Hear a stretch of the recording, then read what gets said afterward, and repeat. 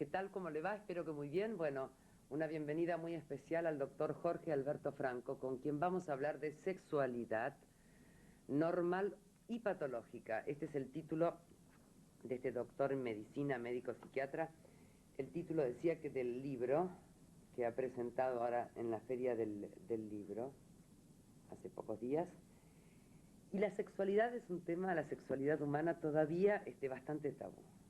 Todavía hay cierta incomodidad y qué es esto de patológica, que es normal. Bueno, todavía, y no sé si va a ser siempre todavía, Sí. porque en nuestra, digamos que lo podemos enfocar desde dos ángulos. Uno, lo que serían los prejuicios sociales propios de cada sociedad.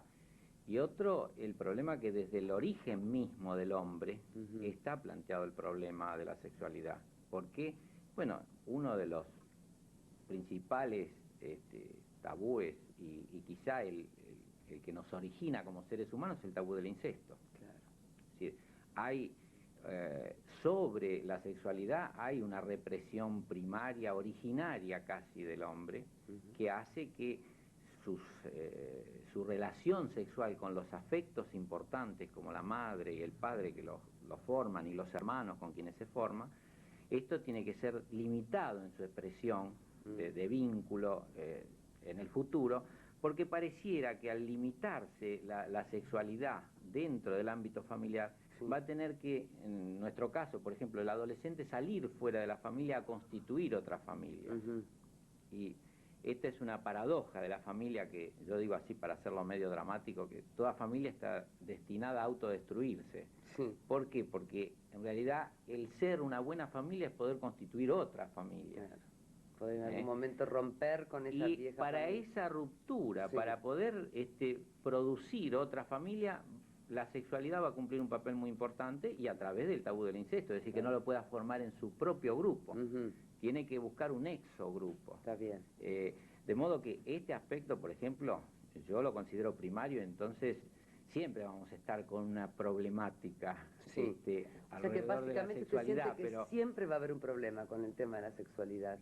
Pero quizá la vida humana es conflictiva. Este sería uno de los puntos insoslayables de conflicto. Y bueno, la problemática entre la ternura y el erotismo, cuando termina una, cuando empieza otra, se tiene erotismo también, pero una forma especial de erotismo dentro de la familia, qué es lo que sucede en la amistad, qué es lo que sucede en la pareja, son distintos contenidos de lo que son los afectos y que se traban de distintas formas con las vivencias eróticas. O sea, es complejo.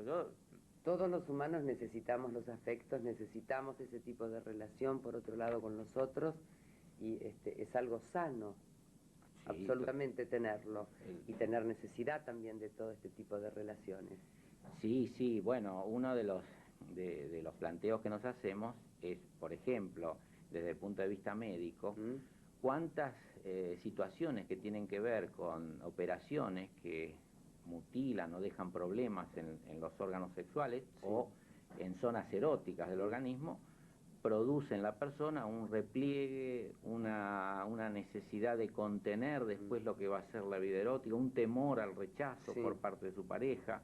Todo esto en la medida en que no se trabaja, por ejemplo, las operaciones de mama en la mujer, si no hay una posibilidad a veces de charlar con el médico, de poder charlar con el marido para ver de qué forma va a tomar esta situación, son parejas que por ahí están destinadas a recluirse, pensando tanto uno como otro que quedan con una cierta inhibición o que pueden producir un problema con el acercamiento. Claro, porque las inhibiciones más fuertes creo que surgen en este plano, en la relación de pareja, ¿no? Porque a veces no necesariamente por algún tipo de operación o algo, sino porque se va dando también así una relación no franca entre uno y otro.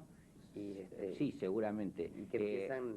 Por ejemplo, para no hablar de situaciones patológicas, hay un distinto ritmo de la sexualidad del varón a la de la eso es muy mujer. interesante acá en el libro. Entonces, como está marcado. eso en algún momento produce problemas para el acercamiento. Sí. El varón con una exigencia, hay en la película de Woody Allen, hay uno de los personajes que dice, tenemos todo el tiempo relaciones, como 3 veces por semana. Y el marido dice, casi nunca tenemos relaciones, 3 veces por semana. Claro, claro. Entonces, esta situación de vivencia subjetiva de lo que tiene que ser el acercamiento sexual, pareciera que en etapas muy tempranas es la mujer que se queja un poco del ritmo que quiere imponer el hombre. Y después, en etapas más tardías y con mujeres que tienen cierta autonomía y que han ido teniendo progresivamente una mayor liberación de ciertas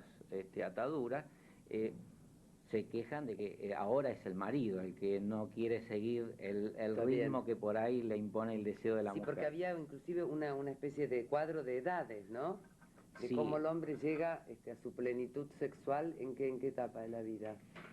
Y bueno, en realidad la plenitud, si midiéramos como excitabilidad, en un sentido casi estrictamente biológico, que sería el tiempo medio entre un estímulo erótico y la capacidad de erección en el varón, y un estímulo erótico y la lubricación en la mujer, que es un símil, porque en realidad la erección se produce porque bruscamente afluye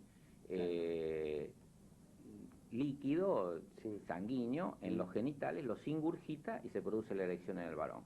La ingurgitación en la mujer produce la lubricación, una humectación de las paredes que prepara para el coito. Esta excitabilidad entre el estímulo erótico y la erección es mínima en la adolescencia y comienza a ser cada vez mayor en todo el transcurso de la vida del hombre. Claro.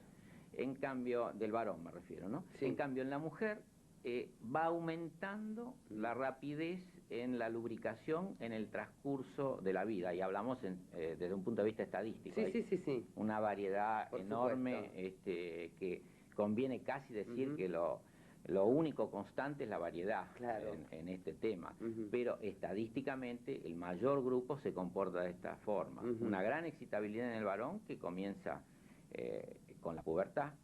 Pubertad viene de pubis, de ser la zona donde aparece el vello por primera vez, anunciando que va a venir todo el desarrollo, todo el desarrollo posterior. Y este efecto hormonal es mucho mayor en el varón que en la mujer.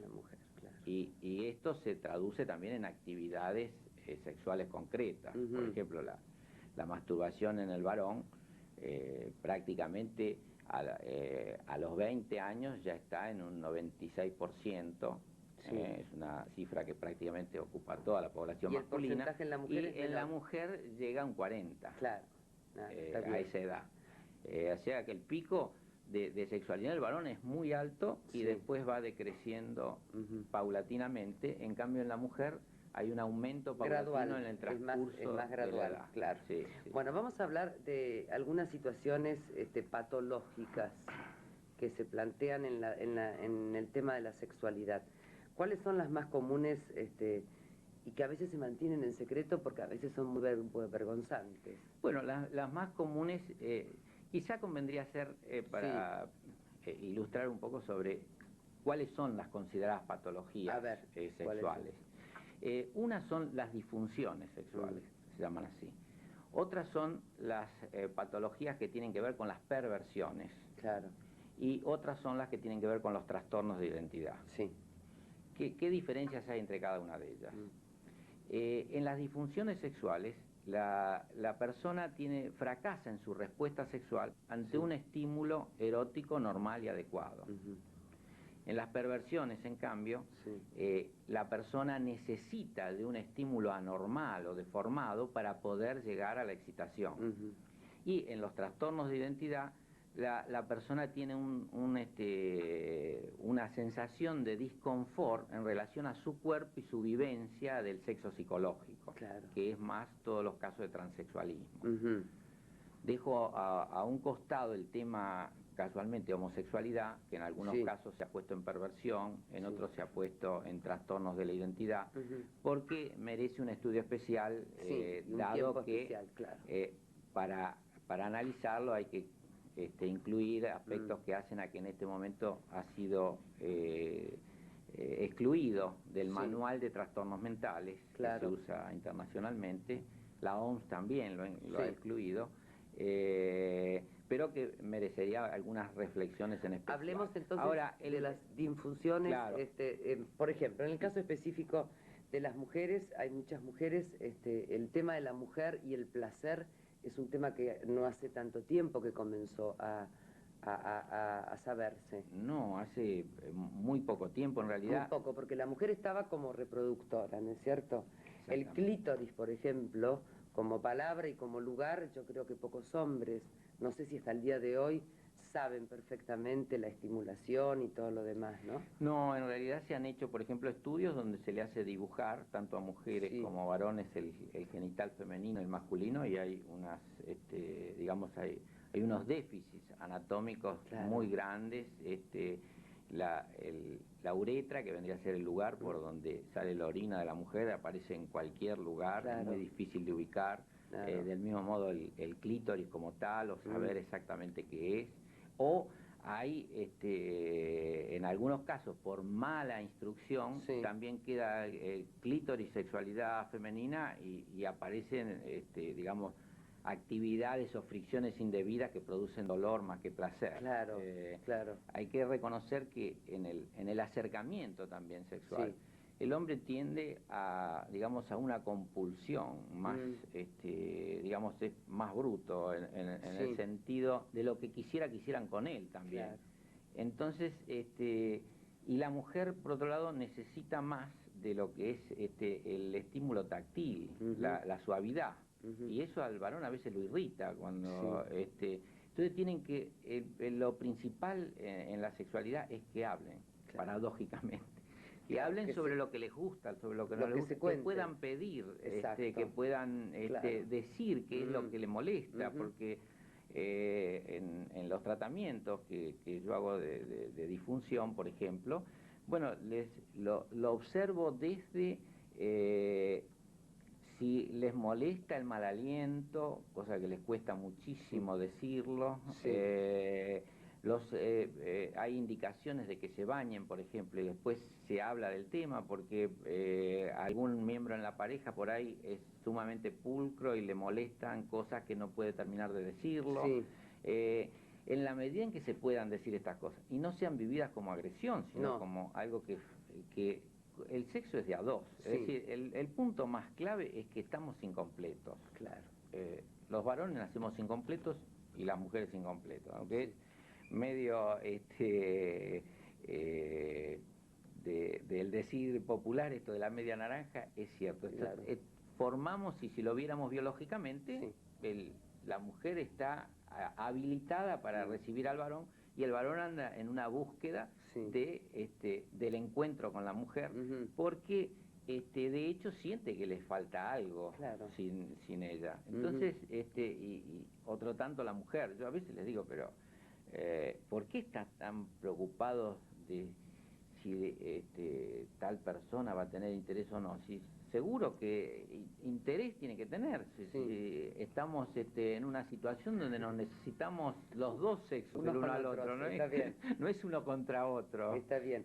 O sea que como digo, para ir viendo clarificando un poco, el tema de hablar y de que cada uno pueda expresarle al otro cuáles son las sensaciones o cuáles son las situaciones que lo hacen feliz. Sí, porque venimos de una cultura y por momentos se tiende a instalar nuevamente a través de otros elementos como el cibersexo, es decir, en realidad relacionarse con aspectos sensoriales artificiales que reemplazarían a la otra persona. En esto se pierde casualmente la creatividad y el intercambio. El contacto corporal sigue al contacto verbal y el verbal sigue al corporal. Hay una tendencia que viene de antiguo y que realmente tiene que irse ya superando, que es una concepción mecánica del sexo, como si fuera un pene penetrando en una vagina y a determinado ritmo. Esto realmente no tiene ninguna consistencia.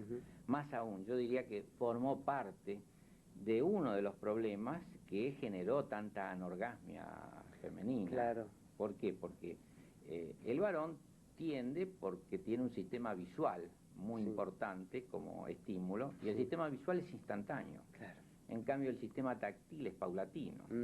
Hay que recorrerlo, es un discurso. Lo otro es una intuición, es un momento.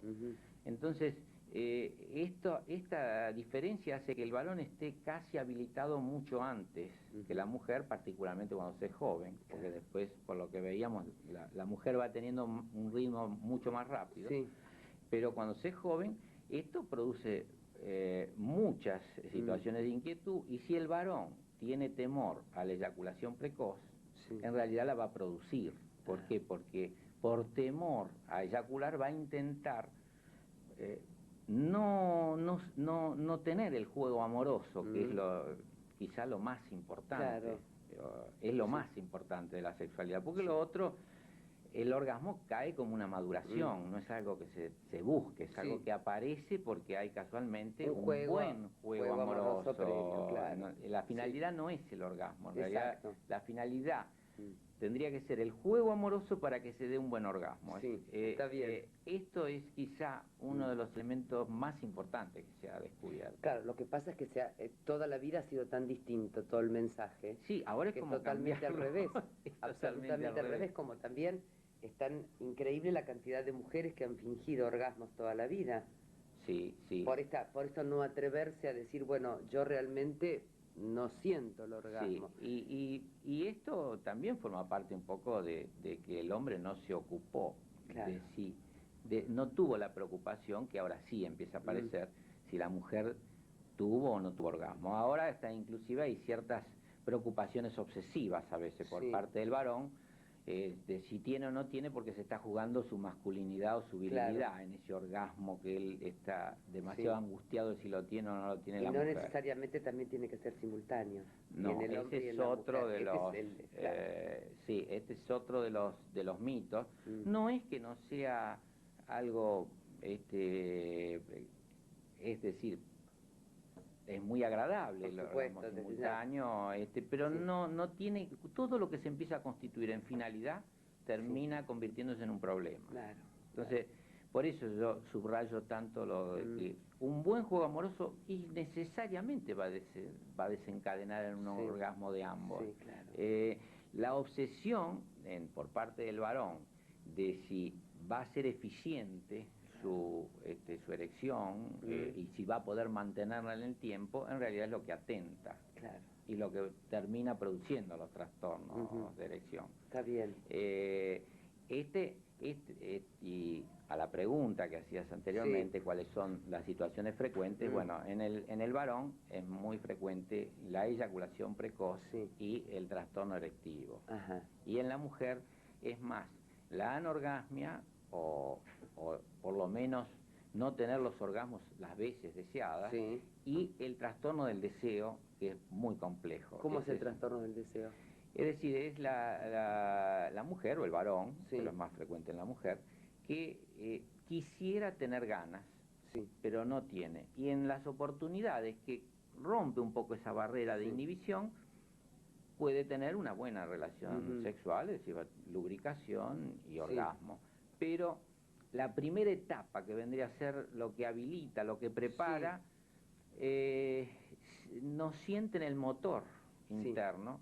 Hay como una barrera. Hay una barrera para habilitarse. ¿Y provocada por qué esa barrera? ¿Por situaciones psicológicas? ¿Qué hay? ¿Miedo? Siempre hay que evaluar en todo lo que es trastorno de sexualidad el aspecto biológico.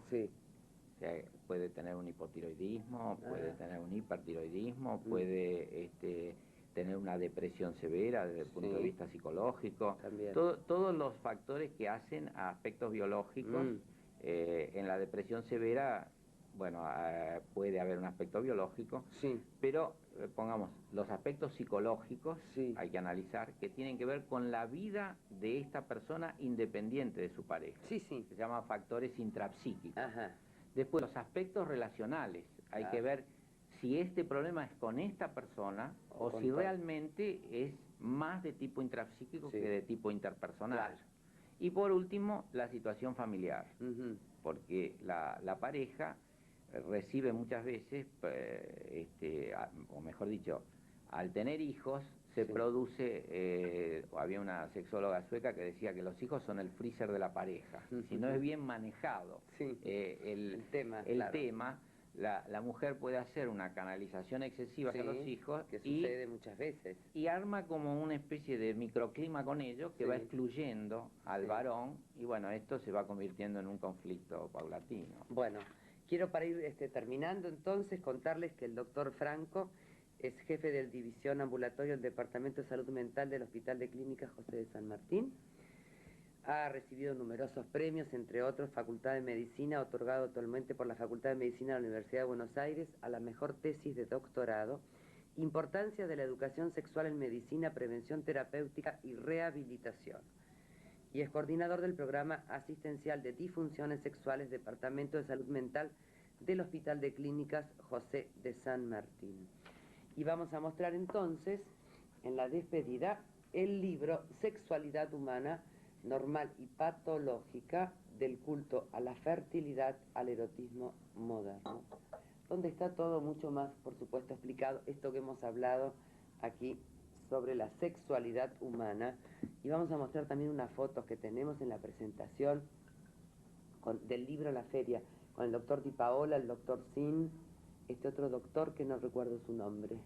El doctor Farer. Farer, ahí está, exactamente. Sí. Bueno, esto ha sido en la presentación de la Feria del Libro, con toda la gente. Y la sexualidad humana, bueno, un tema apasionante realmente. Muchísimas gracias. Bueno, van a quedar, y es bueno que queden más interrogantes que por supuesto, soluciones, claro que ¿cierto? sí. Bueno, es que Bueno. así es la vida, en realidad, ¿no? Una continua búsqueda de soluciones. Muchísimas gracias. No, gracias a vos. Gracias. A ustedes, por supuesto, sigan en el canal de la mujer. Chao.